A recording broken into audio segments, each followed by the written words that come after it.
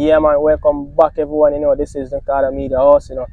Thanks to everyone that supported all the videos, man. We can't stop saying that without you people, the channel wouldn't be that far. We're still young, just a little bit over 2 months into channel, published. But this video is solely going to be about the UEFA Champions League, man. The big time Champions League is back.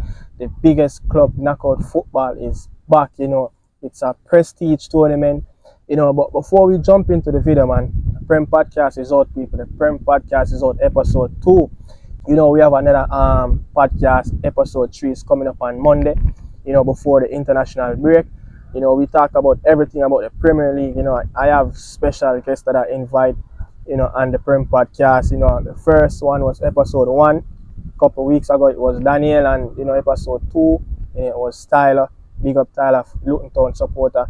But yeah, man, the Champions League is back. This is the 31st edition of the UEFA Champions League. Going back, first ever UEFA Champions League crown was Marseille when they beat the powerhouse AC Milan 1992-1993 season. They scrapped that all European Cup tournament, that started in 1955-1956 when Real Madrid won the first ever all-European tournament when they beat Stade Rennes in the final. This final is going to play in Wembley next year. They call Wembley home of football. Wembley is the only stadium that hosts the most UEFA Champions League. The old one and the new one, I think they've gone up to around 8 or 9 now. Manchester United is the only team that go on and played at UEFA. Not the only team, the only English club, to go on and played in the old Wembley and in the new Wembley. United beat Benfica in 1968 UEFA Champions League final at the old Wembley 4-1, and they got teaching a lesson in 2011 against a very good Barca team. That I think that's the team of the century. The likes of Pep Guardiola coaching that team, Xavi, Iniesta, Messi, you name it, David Villa, man. But the last time a Champions League final played at Wembley, it was back in 2013 when Bayern Munich beat Borussia Dortmund, an old German clash. But yeah, people, we have 2 new faces in the UEFA Champions League this season. Royal Antwerp from Belgium, they are the champions of the Belgium Pro League last season. And Union Berlin, man, the first ever East Berlin team to be in the Bundesliga. They came in the Bundesliga and they got promotion in 2018 or 2019, one of those years. But yeah, man, shout out to Union Berlin, man. But yeah, I'm going to go ahead with the video, man, and run into the group stage, give my prediction, who's going to come out, who I expected to go to the Europa League, and who I expect to go on to the knockout run. And remember, people, this is the last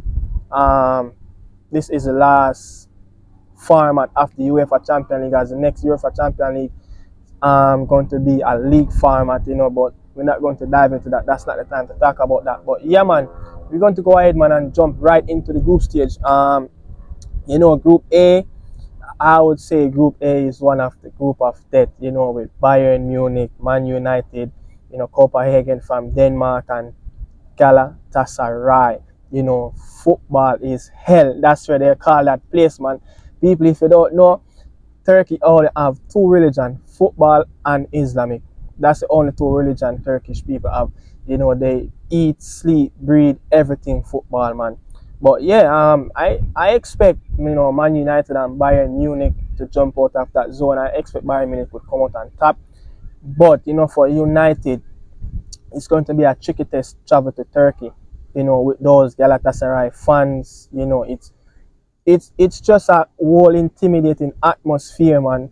But it's not a bad thing when you go to Galatasaray and get a point. I think United should get at least a point. You can't let Galatasaray beat it on both ends. You have to take care of business home and away, even get a point away. But I expect, as I said, United and Bayern Munich to get through that zone. Group B, Sevilla, they won. I think they won the most European Europa League, man. They are the defending champions in the Europa League. They have Arsenal, PSV, and Lens, from France. Lens is a very good team. They finished last season 1 point behind Paris Saint-Germain in that Liga last season. They are a very young team, but they had a really bad start to the season. They played 3 games already and they lost 2 and draw 1. Lens, man, come on. But yeah, I expect Arsenal should top that zone. With the squad I know they performed last season, Arsenal should top that zone. I don't know why Sevilla always it's like this is something that they always do. Just finish third, drop down into the Europa League and win it. They just come to Champions League to collect, the big pocket, the big money that you get to enter the tournament and just to play in it. But I expect Sevilla and Arsenal to go through, and PSV should finish third and advance to the Europa League. They're going to get knocked out of the Champions League in the group stage. In my prediction, Len's going to finish last. Moving on, Napoli, Italy, Serie A, the Scudetto champions. They got Real Madrid, Braga from Portugal, and Union Berlin. First ever appearance going to be in the Champions League. I expect Real Madrid should fly through the zone. But it's going to be a tricky test when Real Madrid travel to the Diego Armando Maradona Stadium, in Naples. I think both teams should advance. Real Madrid on top, Napoli in second. But I see Union Berlin doing some damage in this zone. I see Union Berlin would clip Real Madrid or Napoli at home in Germany.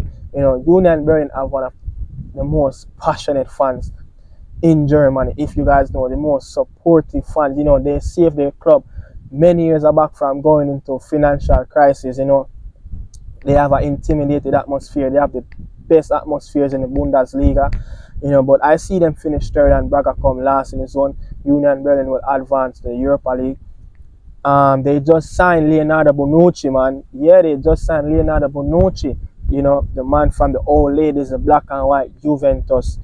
Yeah, Group D, Benfica, man. They won this title back-to-back in the 60s, with Eusebio. I think in 1961 and 1962. Benfica is a very good team, and, they got Inter Milan, finalists of the final last season. They have Salzburg, Austrian champion. They have Real Sociedad. I see Inter Milan should top this zone going through. I think Real Sociedad should finish second in this zone and Benfica will finish third. But it's going to be a tug of war between Benfica and Real Sociedad. I see Salzburg finish last in this zone. They have a very young team. But, I see Salzburg finish last. Sociedad finish second, Inter finish first, and Benfica in the third position for the Europa League spot. Moving on, Group E, Feyenoord, Lazio, Celtic. This is a very open group. I see any one of these teams can beat anyone, especially when you travel to Celtic Park in Scotland, in Glasgow. That atmosphere, man.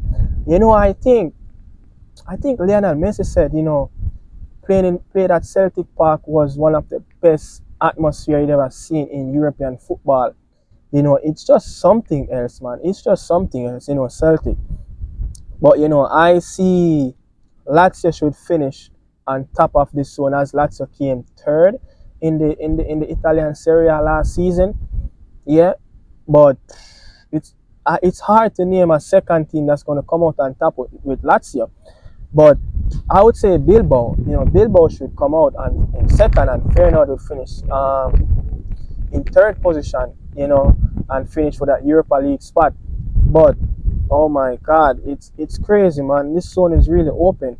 But yeah, it's just like Group D. Group D is even open to Benfica, Salzburg, Sociedad can finish out of that any one of those teams. But as I said, Lazio on top, Bilbao second, Feyenoord from Netherlands should finish in that Europa League spot third position, and Celtic finish at last, man. We're going to move on. Group F, man. Paris Saint-Germain, Dortmund, AC Milan. They went to the semi-final in the last UEFA Champions League when they get beaten by their bitter rival Inter Milan. Newcastle, man, the Toon Army, black and white. You know, they played at St. James Park. You know, this is Newcastle's second time in the UEFA Champions League. You know, 21 years ago was their last appearance. It was in 2002. Yeah, 2002, you know. But yeah, man, Newcastle is back, man. You know, Newcastle is doing really good in the English Premier League as they finished fourth last season, beating them. Who?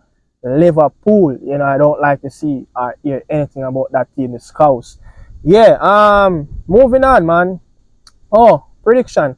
You know, I see Paris Saint-Germain should go through the zone. But this is group of death, man. Guess what? I'm going to make a bold prediction. I see Newcastle finish third in this zone. You know, Dortmund is not looking convinced, man. You know, as they threw away that Bundesliga title on the last day to let Bayern win that the 10th consecutive Bundesliga title. You know, but I see Dortmund finish last. This is a bold prediction. I see Dortmund finish last in this tournament. In this zone, Group F, Group of Death. You know, Paris Saint-Germain first. I say Newcastle will finish in second position in Group F. AC Milan will drop down to the Europa League, finishing third, and Dortmund finish last. That's a bold prediction by me right there. You know, but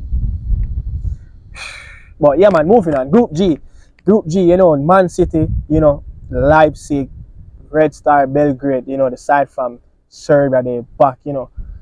This is another stadium that no one wants to travel to, as these fans are crazy. These fans are crazy, the Red Star Belgrade Stadium. They are crazy as they have young boys, you know, from Switzerland. But, you know, Man City favorites to go through. Leipzig second, you know, but I see Belgrade drop down third position and finish in that Europa League spot. I see young boys, you know, finish last, but it's going to be a tricky test going to Switzerland to face young boys. You know why? Not many. I think young boys is the only team in the UEFA Champions League this season have an artificial turf. You know, it's really hard and difficult. You know, these modern days players don't really get up and play an artificial turf every day like a match day. They don't even train on it.